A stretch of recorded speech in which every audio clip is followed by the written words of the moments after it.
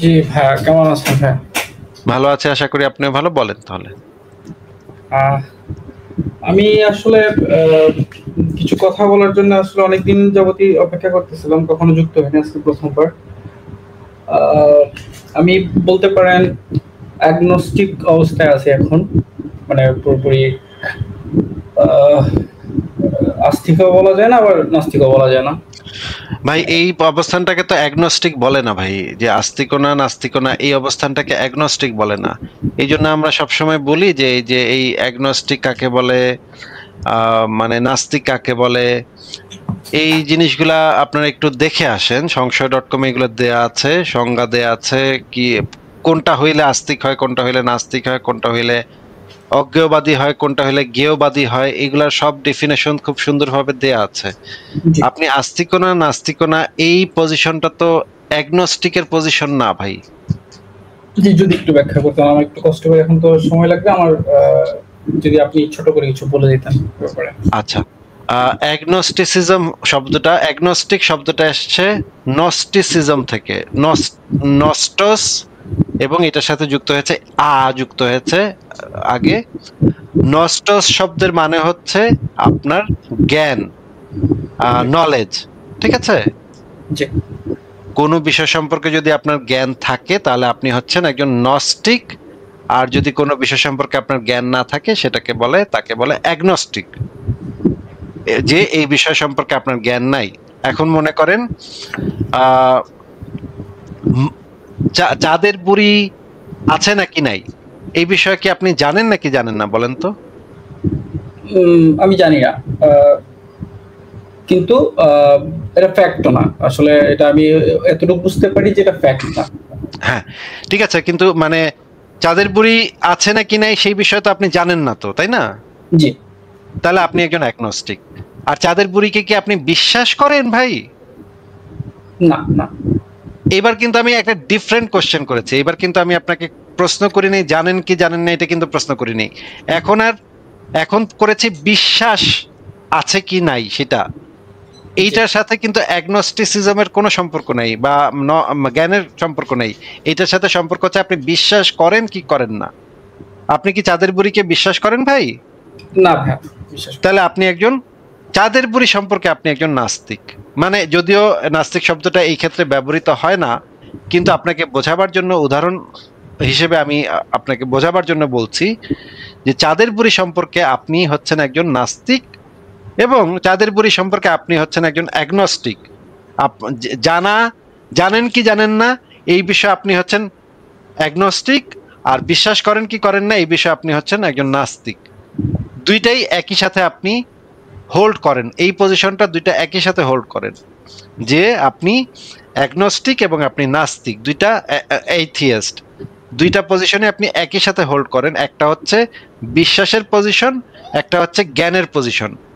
জ্ঞানের পজিশনে আপনি হচ্ছেন একজন অ্যাগনস্টিক, আর বিশ্বাসের পজিশনে আপনি হচ্ছেন একজন এইথিয়েস্ট। এটা হচ্ছে চাঁদের বুড়ি সম্পর্কে আপনাকে আমি এই জিনিসটা উদাহরণ হিসেবে বুঝালাম, যেন আপনি সহজভাবে বুঝতে পারেন। এখন আমি আপনাকে এই বিষয়ে একটা দেখাচ্ছি। সেটা দেখলে আপনি আরো ভালোভাবে এই জিনিসটা বুঝতে পারবেন। আহ একটা ছবি দেখাবো।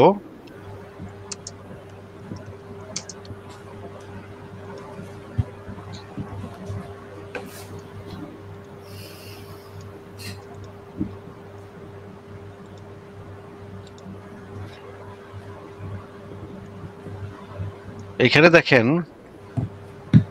এই ছবিটা দেখা যাচ্ছে ভাই? জি জি ভাই, দেখতে পাচ্ছি। আচ্ছা, এইখানে মানে বাম দিক থেকে কি লেখা একটু যদি পড়তেন। আহ, আমি জানি না আল্লাহ আছে কিনা, তবুও আমি বিশ্বাস করি আল্লাহ। অ্যাগনস্টিক, ওকে। আমি জানি না। অ্যাগনস্টিক থিয়েস্ট মানে সে হচ্ছে জানার ক্ষেত্রে অ্যাগনস্টিক, সে জানে না, সেই ক্ষেত্রে সে অ্যাগনস্টিক। আর থিয়েস্ট মানে হচ্ছে সে বিশ্বাসী, সে আল্লাহ বিশ্বাস করে। ওকে। হ্যাঁ, আমি দুই জানি নম্বরটা। এক আল্লাহ আছে, এবং আহ, আমি আল্লাহ বিশ্বাস করি। আহ, এটা কি বলা হচ্ছে এটাকে? নস্টিক, নস্টিক, জি এর উচ্চারণটা হবে না, নস্টিক বলবেন। ওকে ওকে, নস্টিক থিয়েস্ট, ওকে।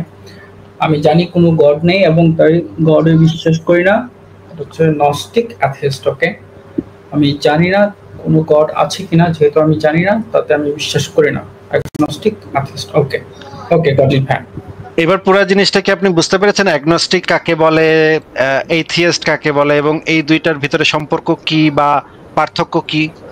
জি জি জি ভাইয়া, ক্লিয়ার হয়েছি, ধন্যবাদ। আচ্ছা, এবার বলেন আপনি। জি। আমার অবস্থানটা হচ্ছে কিছুটা ভিন্ন।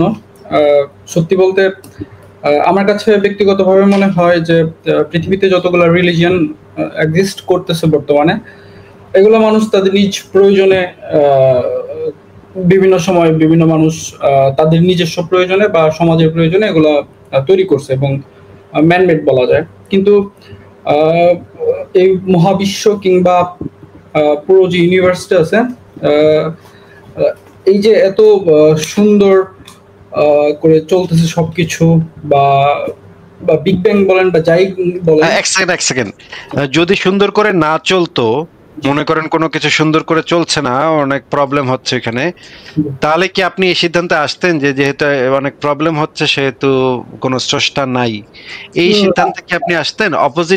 অপোজিটটা যদি ঘটতো তাহলে কি আপনি অপোজিট সিদ্ধান্তে যেতেন কিনা, নাকি তখনও আপনি এই সিদ্ধান্তেই আসতেন যেহেতু এত প্রবলেম হচ্ছে নিশ্চয়ই কোনো স্রষ্টা আছে? মানে এই যে সবকিছু সুন্দরভাবে চলছে, এই সুন্দরভাবে চলাটা কিভাবে স্রষ্টাকে নির্দেশ করতেছে সেটা আমি জানতে চাচ্ছি। না, আমি আসলে স্রষ্টার সংজ্ঞা দিচ্ছি না। আহ, আমি দিচ্ছি হচ্ছে ভাই আমার অবস্থানটা আর কি, আমি কি কি চিন্তা করি এই মহাবিশ্ব নিয়ে। আমি না না, এই যে এই কথাগুলা যে সবকিছু সুন্দরভাবে এত সিস্টেমেটিক্যালি চলছে, এত সুন্দরভাবে চলছে, এত সুন্দরভাবে ঘুরতেছে পৃথিবী, নিশ্চয়ই এই জিনিসটা আমরা প্রতিনিয়তই মুমিনদের কাছ থেকে শুনি যে নিশ্চয়ই কেউ না কেউ ভাই চালাইতেছে, নিশ্চয়ই কেউ না কেউ, তাইলে তো নিশ্চয়ই কোনো একটা লোক, কেউ একটা সত্তা সে চালাইতেছে, না চালাইলে চলবো কেমনে?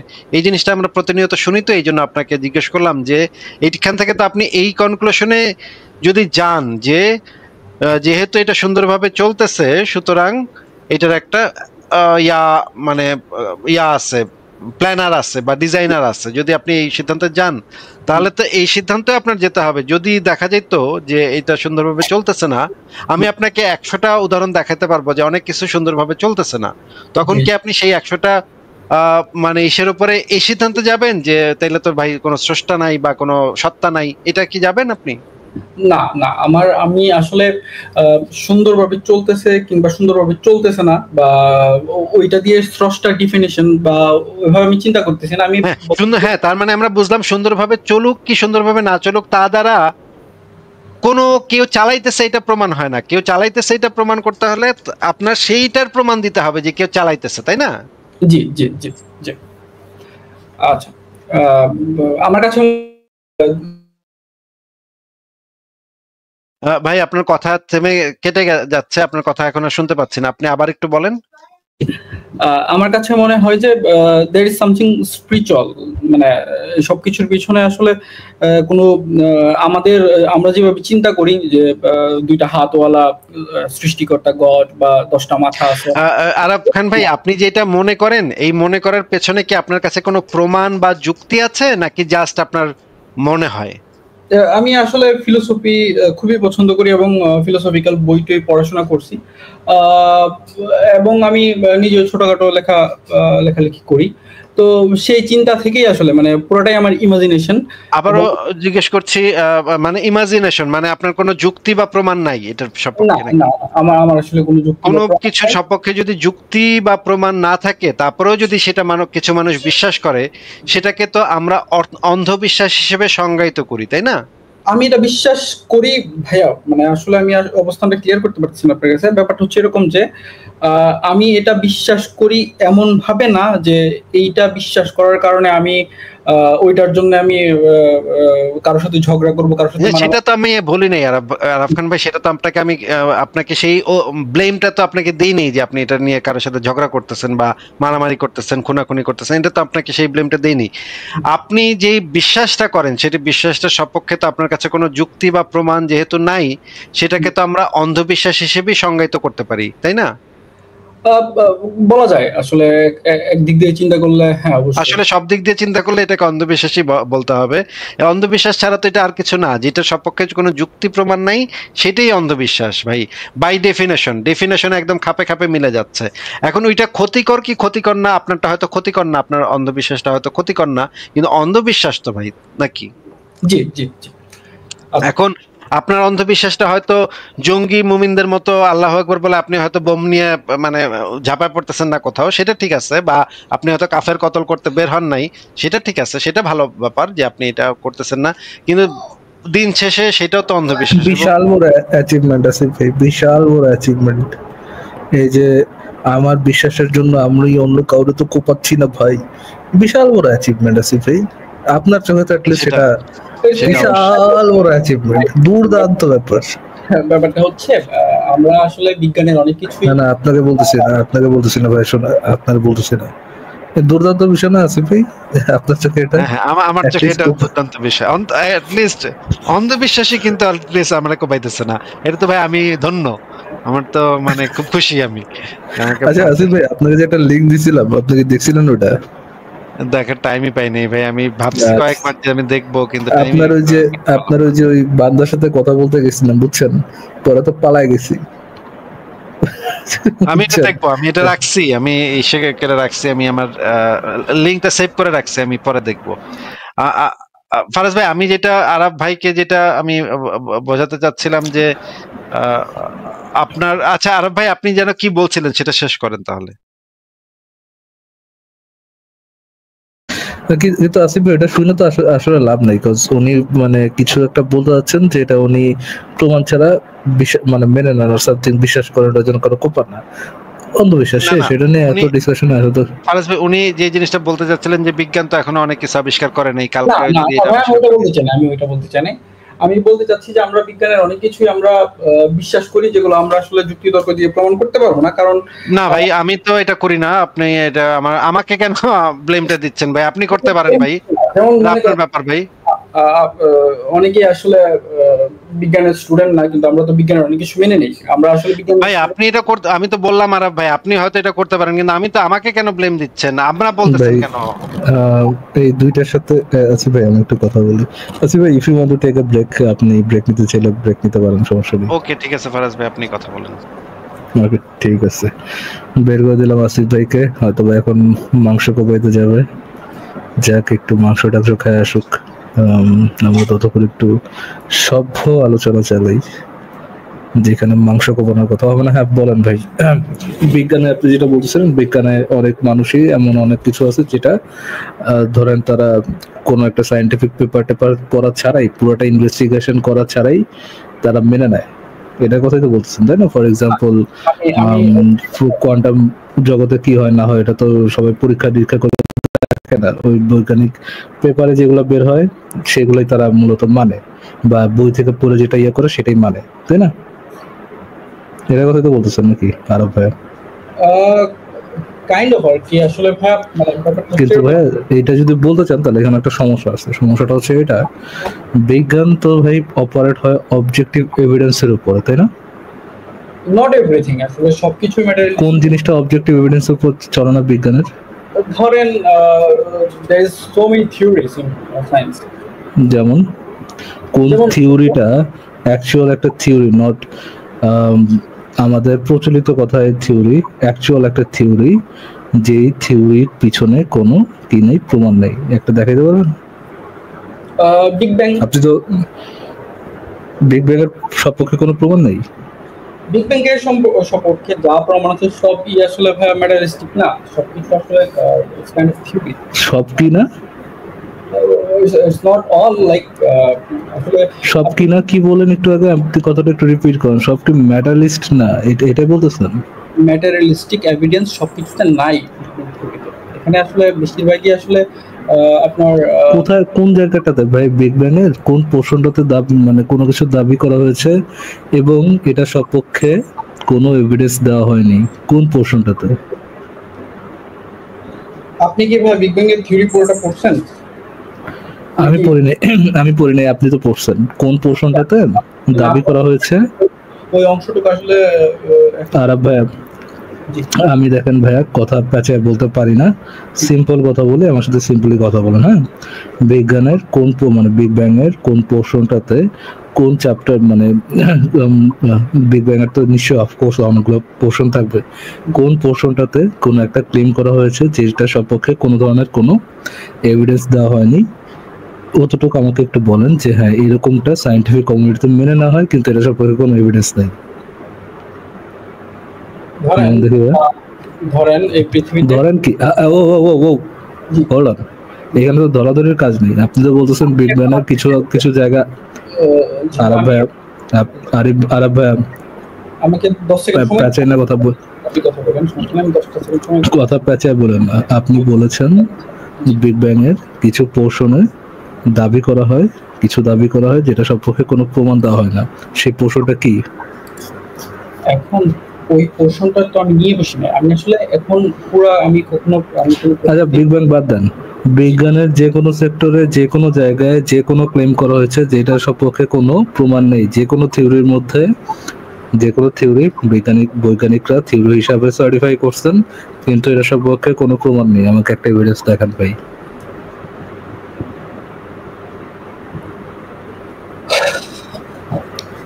হ্যাঁ, আমি আসলে আপনাকে সরাসরি উত্তর আমি আসলে দিতে পারবো না, কারণ আমি এখন সরাসরি উত্তর দিতে পারবেন না কারণ আপনি একটা বগিচুরি কথা বলতেছেন তাই।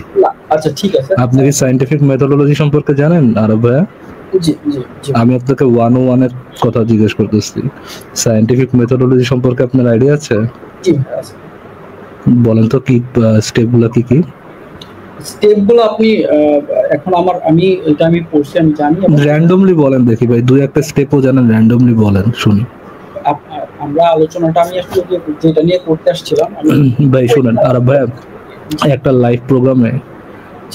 লাইভ প্রোগ্রামে বালপাকনামি করে এমন কোনো কিছু কথা বলেন না যে কথাটা আপনি প্রমাণ করতে পারবেন না। এটা কি হবে, শুধু শুধু নিজের মান সম্মানই নষ্ট হবে। জি অবশ্যই, এটা আমি মানি। বালপাকনামি করা বন্ধ করেন, এই ধরনের খুব কথা বা যে কোনো দাবি করেন, দাবি সম্পর্কে এভিডেন্স রেখে করেন, এই ধরনের কথা বললেন না যে কথাটা আপনি একটাও এভিডেন্স দিতে পারবেন না। আমি আপনাকে আরবার ক্লিয়ার করে দিই, অফকোর্স বিগ ব্যাং আমরা সায়েন্টিফিক অনেক ক্লেম একসেপ্ট করে নিই এবং এটা করাটা ইররাশনাল মোটেও না। কেন ইররাশনাল না? আপনি যদি সায়েন্টিফিক মেথোডোলজি জানেন যে কিভাবে একটা করা হয়, কিভাবে একটা ফাইন্ডিংস কালেক্ট করা হয়, কিভাবে এক একটা পেপার লেখা হয়, পেপার লেখার পরে ওটাকে কিভাবে পিয়ার রিভিউ করা হয় এবং ওই পিয়ার রিভিউর কত ক্রিটিসিজমের পরে কোনো একটা তত্ত্ব অ্যাকচুয়ালি সায়েন্টিফিক থিওরির মর্যাদা পায়, সেটা সম্পর্কে যদি আপনার আইডিয়া থাকতো তাহলে আপনি এই ধরনের উদ্ভট ননসেন্স কথা বলতেন না। আপনি একটু বের হয়ে সায়েন্টিফিক মেথোডোলজি একটু সার্চ করে ইউটিউব থেকে বা চ্যাট জিপিটি থেকে একটু জেনে পড়ে নেন, ঠিক আছে ভাই? পিয়ার রিভিউ কি জিনিস একটু পড়ে জেনে নেন, কিভাবে থিওরি হয় এই জিনিস। আচ্ছা আপনি আমাকে আরব ভাই সব বাদ দেন, আপনি আমাকে থিওরি ডেফিনেশনটা বলতে পারবেন, থিওরি কি জিনিস? থিওরি আসলে যেটা আমরা আসলে ধরেন ক্যালকুলেশন করে আমরা অনেক কিছু বলতে পারি, যেমন ধরেন এখান থেকে সূর্যের দূরত্ব, এটা তো আমরা আসলে ওইভাবে থ্যাংক ইউ আরব ভাই প্রমাণ করার জন্য যে আপনি এই সম্পর্কে কোনো আব্দুল্লাহ জানেন না, একটু পড়ে নেন, ঠিক আছে? থ্যাংক ইউ ফর জয়নিং আরব ভাই। এরকম স্টুপিডিটি করলে কথা বলাটা আমার জন্য হয়, যদি অন্য টপিক থাকে না থাক, আজকে থাকুক, মিস করার কথা। Thank you for joining, thank you for joining. জি, আমি একটা মজার থিওরি খুঁজে পেলাম যে আচ্ছা একটা মিনিট, হ্যাঁ আসিফ ভাই তো চলে গেল। তো আমি যেটা কিছুদিন আগে একটা ডকুমেন্টারি দেখতেছিলাম ইজিপশিয়ানরা কিভাবে মানে মমিজ তৈরি করে। তো সেখানে একটা সিগনিফিক্যান্ট একটা জিনিস দেখলাম যে ওরা যেহেতু আগের দিনের মানুষ যেহেতু বিশ্বাস করতো যে আমাদের সব মানে চিন্তা শক্তি, হ্যাঁ সবকিছু হার্ট থেকে আসে, সেই কারণে ওরা হার্টটাকে খুব বেশি ইম্পর্টেন্স দিত কিন্তু ব্রেইনটাকে খুব বেশি ইম্পর্টেন্স দিত না, যার কারণে ওরা মমি বানানোর সময় ব্রেনটাকে নাক দিয়ে বের করে ফেলতো। হ্যাঁ, তো পরে আমি চিন্তা করলাম যেহেতু আমাদের কোরআন শরীফ সবকিছুই তো এক আসলে সেকেন্ড ভাই, আপনার একটা সেকেন্ড, তারা তো হার্টও বের করতো, হার্ট তো ভিতরে রাখতো না। না না, হার্টটা ভিতরে রাখতো। যাদের হার্ট মানে কোনো কারণে আরে শিওর, ফেলে দিতে কোনো হতো। অর্গান, হ্যাঁ, হ্যাঁ, তারা হ্যাঁ, কোনো হ্যাঁ। অর্গান ভিতরে রাখতো? না না, হার্টটা রেখে দিত কারণ হচ্ছে এখানে কারণ কিছু আছে। অনেক সময় হার্টের একটা ইয়া ছিল, একটা মানে অর্নামেন্টস টাইপের কিছু পাথর বা সিলভারের কিছু একটা বক্সের মতো করে বানিয়ে হার্টটাকে ভিতরে রেখে দিত। যারা বিশেষ করে হচ্ছে গিয়ে যারা অনেক বড় বড় জায়গায় ইয়ে আছে ওদের ক্ষেত্রে আমি দেখলাম, আমি পরশু দিনে এই ডকুমেন্টারিটা দেখতেছিলাম। তো এটা আসলে মেইন ইস্যু না। হ্যাঁ, এই মেইন ইস্যুটা হচ্ছে গিয়ে তখন আমার মাথায় যেটা আসলো যে আগের দিনের মানুষরা বিশ্বাস করতো যে হার্ট থেকেই চিন্তা শক্তি আসে। হ্যাঁ, তো তখন আমি ভাবলাম যেহেতু আমাদের কোরআন শরীফ সবকিছুই আপনি হচ্ছে তো ঠিক এগুলো কথাই থেকে। বলতেছেন। আমি মাত্র যে জিপিটিতে সার্চ করলাম যে মমি করার সময় ইজিপশিয়ানদেরকে হার্ট বেড করতো নাকি ভেতরে রাখতো, দেখছে প্রাচীন মিশরীয় মমি করার সময় হার্ট বা হৃৎপিণ্ড সাধারণত ভেতরে রাখতো, কারণ তারা বিশ্বাস জি জি করতো মানুষের চেতনা, অনুভূতি, নৈতিক বিচারবোধ কেন্দ্র। হার্টই মানুষের চেতনা, অনুভূতি ও নৈতিক বিচারবোধের কেন্দ্র। পরকালের জি জি বিচারের জি ওয়েট অফ হার্ট, এটা ছিল অত্যন্ত গুরুত্বপূর্ণ। ইয়েস, আমি দেখছিলাম আপনার এই মুন নাইট সিরিজটা মনে হয় দেখছিলাম, একটা মার্বেল সিরিজ, যেটার মধ্যে দেখাচ্ছিল যে তারা বা মরার পরে হচ্ছে আপনার হার্টকে ওয়েট করে আর কি, একটা ফেদারের সাথে হার্টকে ওয়েট করে যে তার হার্টটা কি পিওর কিনা। জি জি। তো আমি যেটা আমার মেইন ইয়াটা হচ্ছে বাট কনসার্নটা ছিল। এটা কিভাবে সম্ভব? ধরেন হার্ট ভেতরে রেখে, হার্ট স্টিল ভেতরে রেখে মানে লাস্টটাকে প্রিজার্ভ করা, নাকি হার্টটারও কাইটে কুটে ভিতরে লবণ লাগাইতো, কোনো না কোনো ভাবে তো এরকম হার্ট কিছু একটা করতো হার্টের জন্য, একটা বক্স টাইপের কিছু বানাইতো, সবার জন্য না, বিশেষ করে যারা রাজা রানীদের সাথে তো দাসীদেরও মমিস বানাতে হতো, সম্ভবত ওদের হার্ট রাখতো না। তো যেটা হচ্ছে গিয়ে আমার বিষয় মানে মেইন কনসার্নটা হচ্ছে যেহেতু কোরআন শরীফে মানে আমাদের সবকিছুই তো আসছে যে পুরোনা মানুষরা যেটা যেটা বিশ্বাস করতেন ওখান থেকেই তো ওগুলা কপি করে নিয়ে আসছে। তখন আমি চিন্তা করলাম দেখি তো কোরআন শরীফে কি বলা আছে, চিন্তা শক্তি কি হার্ট থেকে আসে কিনা। তো আমি পরে দেখলাম যে কোরআন শরীফে কোথাও ব্রেনের কথা বলা নেই, সবকিছুই হার্ট, ইন্টেলেকচুয়াল মানে মেইন সোর্সটা হচ্ছে হার্ট। মানুষজন বিলিভ করে হার্ট থেকে, মানুষজনকে মানে ইন্টেলেকচুয়াল বিশ্বাস, good and bad, everything is from heart, there is nothing call brain in Quran শরীফ। তো তখন আমি ভাবলাম যে আচ্ছা এটা তো একটা গুড ফাইন্ডিং, শেয়ার করা যায়। Thank you. হ্যাঁ, হার্টের কথা মোহাম্মদ বা তার আল্লাহ বিল্লাহ কোথাও বলেন, মানে ব্রেনের কথা কোথাও বলে নাই। ব্রেনের যতবার কথা চিন্তা বলতে শক্তির কথা, হ্যাঁ ব্রেনের কথা কোথাও বলেনি, তারা যতবার চিন্তা শক্তির কথা বলছে বলার সময় হচ্ছে আপনার হার্টের কথাই বলছে। এবং জি জি, হার্টের মোমিনরা কথা এটাকে জাস্টিফাই করে এইভাবে, কজ এটা দিয়ে যে আমাদের হার্টের মধ্যেও নিউরনস আছে, যেহেতু নিউরনস আছে সেহেতু আমাদের হার্টটা চিন্তা।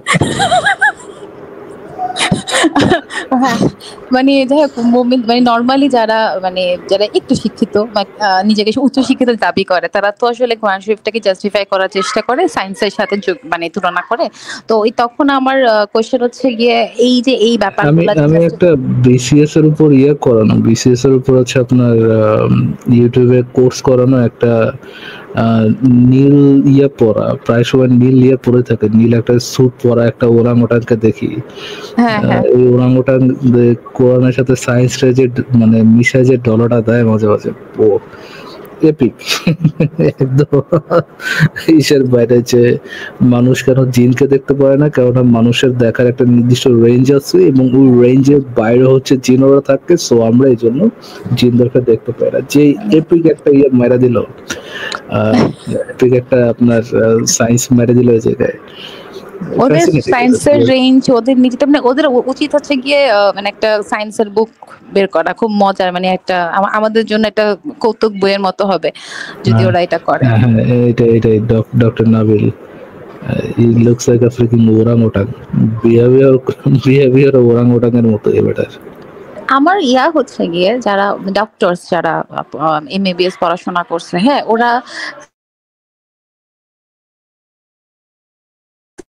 বাংলাদেশে হ্যালো, আমরা বেশিরভাগই মানে আপনার কথা মানে মাঝখান দিয়ে শোনা যায় নাই, আবার একটু রিপিট করেন আপু। হ্যাঁ, আমি বলতেছি যে যারা ডক্টরস, আমি জানি যে বাংলাদেশে সবাই আমরা বেশিরভাগই মিনিং ছাড়া পড়েই আসলে বিশ্বাস করি। তো মানে ওনারা জানেই না এখানে যে অর্গান নিয়ে উল্টাপাল্টা কথা লেখা আছে। মানে হার্ট হচ্ছে গিয়ে ইন্টেলেকচুয়াল, হার্ট থেকে ইন্টেলেকচুয়াল আছে, মানে আমরা চিন্তা শক্তি হার্ট দিয়ে করি। আমাদের এই যে বলা হয় যে কি বলে, নাস্তিকদের হার্টের মধ্যে সিল মেরে দেওয়া হবে, ওরা জীবনেও ভুল এবং মানে সত্য মিথ্যা খুঁজে পাবে না। তো হার্টের মধ্যে সিল মারলে কি হবে, সত্য মিথ্যা খুঁজে তোমরা ব্রেন দিয়ে। মানে এই যে এই জিনিসগুলা ওরা বলবে যে হ্যাঁ হার্ট থেকে তো আমরা চিন্তা করি, বা আই ডোন্ট নো কি এটা কি দিয়ে জাস্টিফাই করবে একজন শিক্ষিত মানুষ। আমার চেনা একজন সাইকোলজিস্ট আছে যিনি এটাকে উল্টা পুল্টা ভুল বলেন। উনি সাইকোলজিস্ট, উনি ব্রেন নিয়ে পড়াশোনা করে, উনি মানে সাইকোলজিস্ট না, উনি অ্যাকচুয়ালি সাইকিয়াট্রিস্ট। সো মানে মানে এত অদ্ভুত একটা জিনিস। আমি সেদিন ওনাকে বলতেছিলাম যে এরকম এটা হার্টের কথা বলা আছে, আমি নিজেই আর কি হঠাৎ করে কথা উঠছিল। তো উনি বললো যে না, হার্ট দিয়েও চিন্তা করে। হার্ট দিয়ে কিভাবে চিন্তা করে? হার্ট দিয়ে কিভাবে চিন্তা করে? আমার মাথায় একজন আসলো না। উনি সাইকোলজিস্ট আপনাকে বলতেছিল যে হার্ট দিয়ে চিন্তা। হ্যাঁ, মানে উনি আগে থেকে জানতো না। উনি যখন জানলো আমার কাছ থেকে যে এটা এভাবে বলা আছে, দেয়ার ইজ নাথিং কল ও ব্রেইন ইন আচ্ছা দিস আচ্ছা। ফুল মানে ফুল গ্রন্থতে কোথাও ব্রেইনের কোনো কথাই লেখা নেই। একটা ভার্সে লেখা আছে ইন্টেলেকচুয়াল, কিন্তু তার আগে অলরেডি হার্টকে ইন্টেলেকচুয়ালের সোর্স বলা হয়ে গেছে। সো যখন বলা হচ্ছে ইন্টেলেকচুয়াল, সেখানে তো ওই হার্টকেই বলা হচ্ছে। সো মানে এটাকে অনেকভাবে বাংলাতে এটার ইন্টেলেকচুয়াল ওই ওয়ার্ডটাকে ব্রেন হিসেবে অর্থায়ন করার চেষ্টা করা হয়েছে, কিন্তু ওই ইংলিশ মানে আপনার মিনিং করলে বা অন্য তাছাড়া কোনো meaning চিন্তা করা আসলে দরকার কি? যদি you can feel from your দিল, চিন্তা করা আসলে দরকারটাও কি? এটা একটা মানসিক প্রেশার। মানে এটা হচ্ছে কি কল্প কাহিনী। আমরা হার্ট দিয়ে কিছুই ফিল করতে পারি না, তাই না? হার্ট শুধু পাম্পিং করে, রাইট? দ্যাটস ইট, আর নাথিং এলস। হার্ট শুধু রক্ত পাম্প করে আর নাথিং এলস। আমাদের সবকিছু এভরিথিং ইজ মানে ব্রেন দিয়ে ফিলিং এন্ড এভরিথিং। ওই মানে ব্রেন যখন কোনো কষ্ট ফিল না না, করে তখন যখন ডিফারেন্টলি যখন দেখছেন আমি আপনার এই বক্তব্যের সাথে একমত হতে পারতেছি না। মুমিনরা জি। যখন কোরআন পড়ে সেটার সাথে তার ব্রেইনের আই ডোন্ট থিংক কোনো কানেকশন থাকে। হ্যাঁ হ্যাঁ, সেটা এটা আই হতে থিংক পারে। মুমিনদের মাথায় ব্রেন দিল আছে থেকে কিনা ফিল সেটা ছাড়া হতে অন্য। পারে।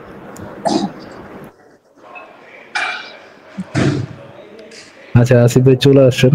আসিফ ভাই প্লিজ। হ্যাঁ, হ্যালো আসিফ ভাইয়া।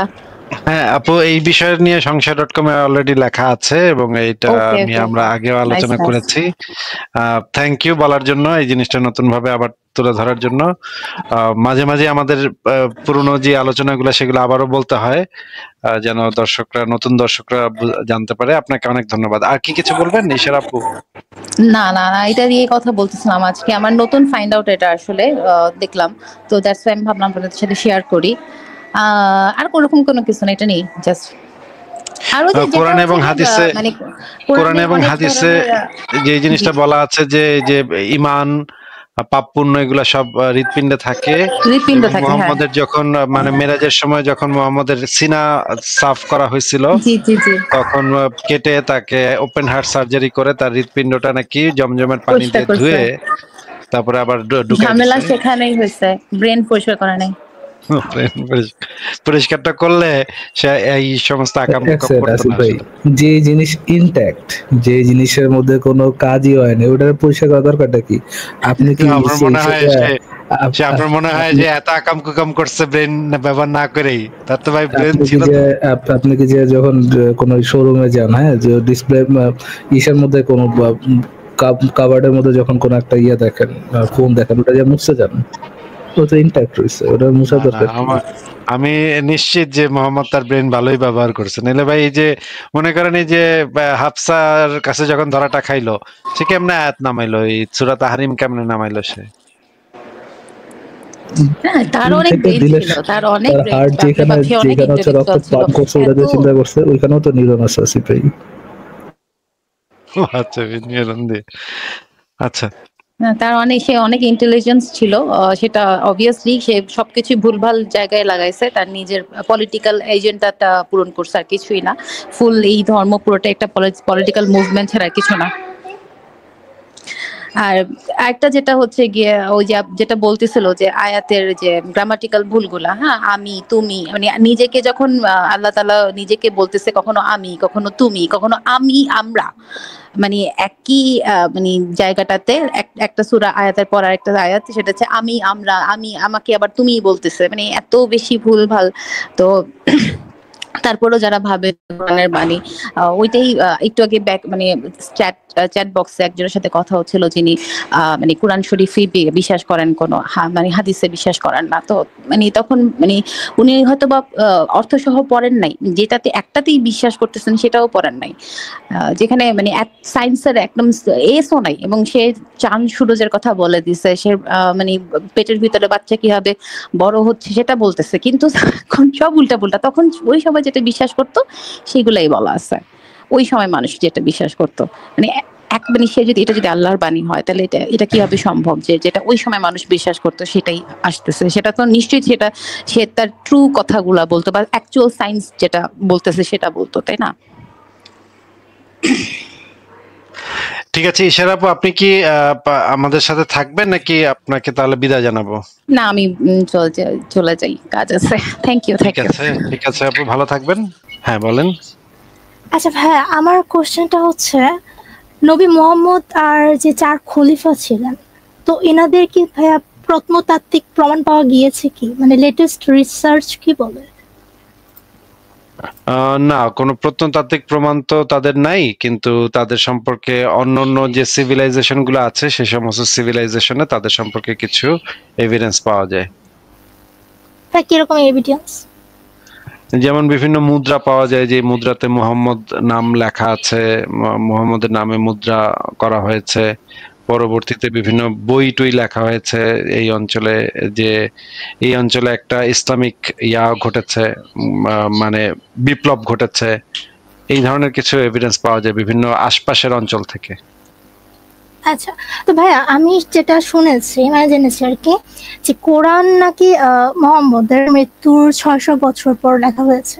তাহলে অ্যাকর্ডিং টু দ্যাট, আর যে ধরনের এটা যে শুনেছেন, এটা কোথা থেকে শুনেছেন, সেটার সম্পর্কে কি তথ্য আছে সেটা তো আগে একটু দেখতে হবে না? সরি, ক্লিয়ার না, বুঝিনি। এই যে আপনি যে বলেন 600, কোরআনটা মুহাম্মদের মৃত্যুর 600 বছর পর লেখা হয়েছে, এইটা শুনেছি, আমি বলছি না যেটা অথেন্টিক, আমি জাস্ট আপনাকে এটা বুঝাতে বলেছি যে আমি শুনেছি যে কোরআন নাকি মুহাম্মদ মৃত্যু বেশ কিছু বছর পরে, অনেকে 600 দাবি করে, অনেকে আরো অন্যান্য বছর দাবি করে। তো আমরা যে প্রত্নতাত্ত্বিক এভিডেন্স গুলো দেখি, এবং অতীতে কোথাও একটা ইসলামিক মুভমেন্ট কখনো এসেছিল, তো এই যে এভিডেন্স গুলো, মানে এগুলোকে বিলিভ করার জন্য এগুলো ঠিক কতটা অথেন্টিক, মানে আমি এই কোশ্চেনটার জন্য আর কি এই লাইনটা ব্যবহার করেছি। মানে আমি অ্যাজ এ বিলিভার আমি কতটা মানে অথেন্টিক্যালি এই পাওয়া তথ্যটা বা যে প্রত্নতাত্ত্বিক নিদর্শনগুলোর এখন পাওয়া যায় ইসলামিক ভাবে বা মুহাম্মদের এক্সিস্টেন্ট নিয়ে, সেটাতে আমি অ্যাজ এ বিলিভার কতটা অথেন্টিক ভাবে আমি এটাতে বিলিভ করতে পারি, এটা কেমন, মানে এটা হাউ স্ট্রং ইট ইজ। আশা করি আমার কোশ্চেনটা বোঝাতে পেরেছি। ফারাজ ভাই আপনি কি উত্তর দিবেন? আমি আসলে কি বলবো বুঝতে পারতেছি না। ফারাজ ভাই আপনি কি আছেন? আমি তো ফোকাসই করিনি। আচ্ছা ঠিক আছে, কাশেট আপু, আপনি কি কাশেটে আপনার নাম, রাইট? জি জি, আপনি কি একটু আবার একটু রিপিট করবেন না প্রত্নতান্ত্রিক নিয়ে কি? জি, আমি জিজ্ঞেস করছিলাম যে মুহাম্মদ বা যে 4 খলিফা ছিলেন ওনাদের প্রত্নতাত্ত্বিক এক্সিস্টেন্ট নিয়ে, মানে প্রত্নতাত্ত্বিক ভাবে কি প্রমাণ পাওয়া যায়? লেটেস্ট রিসার্চ কি বলে যে প্রমাণ পাওয়া যায়? আচ্ছা, ভাইয়া বলছিলেন যে বিভিন্ন মুদ্রা এবং ইটিসি মানে ইসলামের একটা মুভমেন্ট হয়েছিল আরবের অঞ্চলে, এতটুকু তো আমরা জানতে পারি। তো আমরা এই প্রমাণগুলোর উপর ডিপেন্ড করে কতটা স্ট্রংলি এটার উপর বিলিভ করতে পারি? দেখেন আপু, মক্কা মদিনাতে আপনার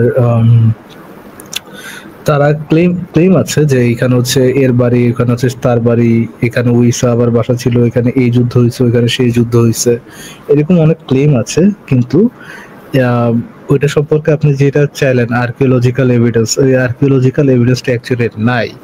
তারপরে আপনি বিভিন্ন জায়গায়, ফর এক্সাম্পল ইরান থেকে শুরু করে অনেক জায়গায় আপনার দাবি করা হয় নবী মোহাম্মদের হেয়ার পাওয়া যায়, হচ্ছে আপনার তার ব্যবহৃত ক্লোজ পাওয়া যায়, কিন্তু এগুলো তো ইরানে পাওয়ার কথা না, ওইগুলো তো সৌদিতে থাকার কথা। এনিহাউ এগুলো নিয়ে অ্যাকচুয়ালি মানে আমার জানা মতো নিরপেক্ষ কোনো রিসার্চ আসলে নাই যে আপনি ইয়ে করে বলতে পারবেন, আর তো কনফিডেন্টলি বলতে পারবেন যে নবী মোহাম্মদ অ্যাকচুয়ালি ওই জায়গায় এক্সিস্ট করতো বা ওই নামে ক্যারেক্টার অ্যাকচুয়ালি ওই জায়গায় এক্সিস্ট করতো।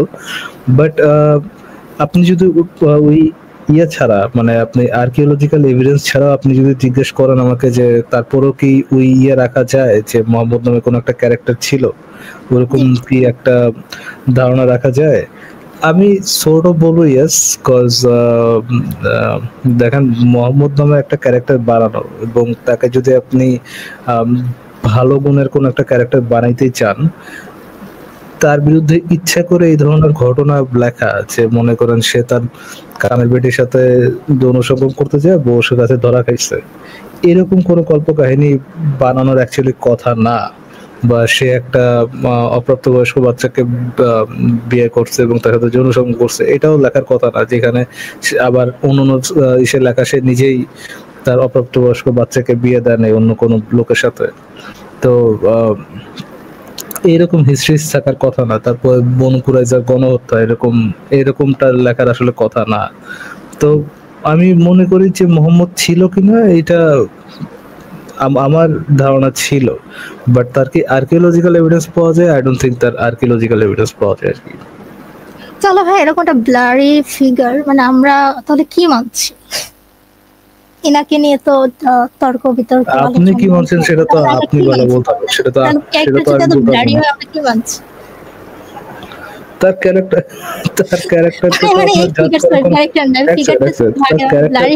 জাজ করার কোনো রাইট তো আপনার নাই।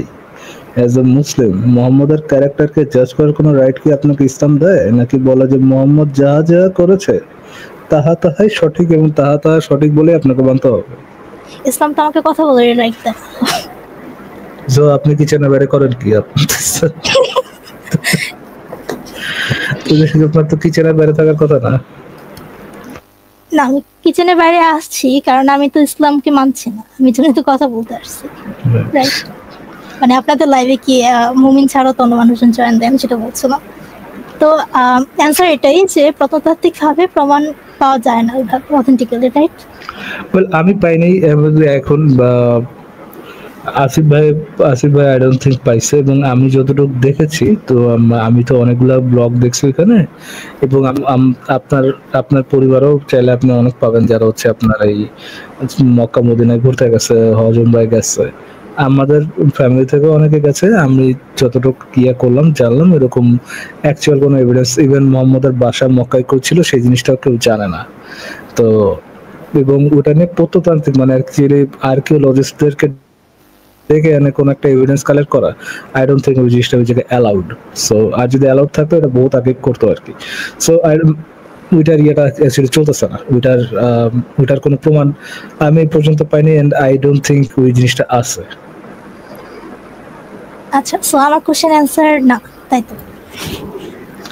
ইয়া, বলতে পারেন। আর তারপর আপনি নিজে একটু জিপিডি থেকে সার্চ করে দেখতে পারেন যদি আপনি না, আমি বিলিভ করি যেটা আছে ভাই জানা না সেটা জিপিটিও জানা না।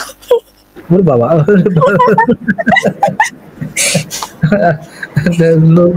নবী আসিফ মহিউদ্দিন ভাই, আসিফ মহিউদ্দিন সাল্লাল্লাহু আলাইহি ওয়াসাল্লাম ভাই তো একটু আশা করছি ভাই খুশি হয়ে যাবে।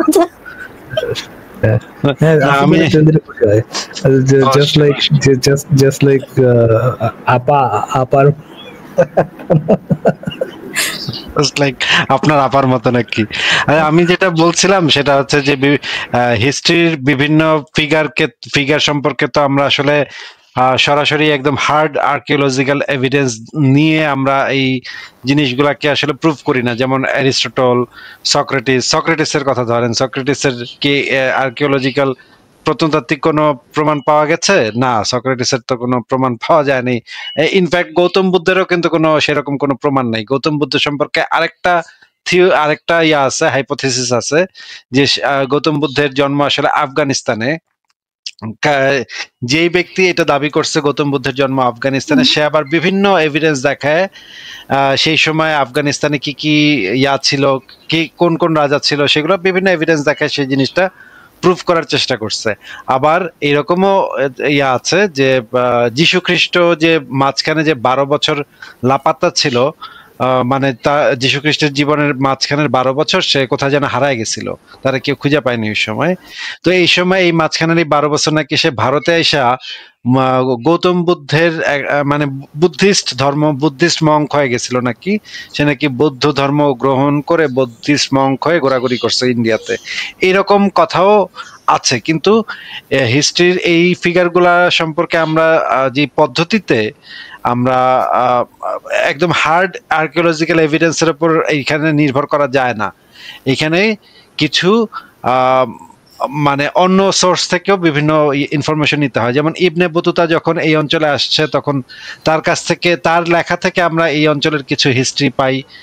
বা ধরেন হিপোক্রেটাস যখন হিস্ট্রি লিখছে তখন এই হিপোক্রেটাসে আসলে হিস্ট্রি কিভাবে ইয়া করা হবে, যাচাই করা হবে, সেই জিনিসটার পদ্ধতিটা বের করছে।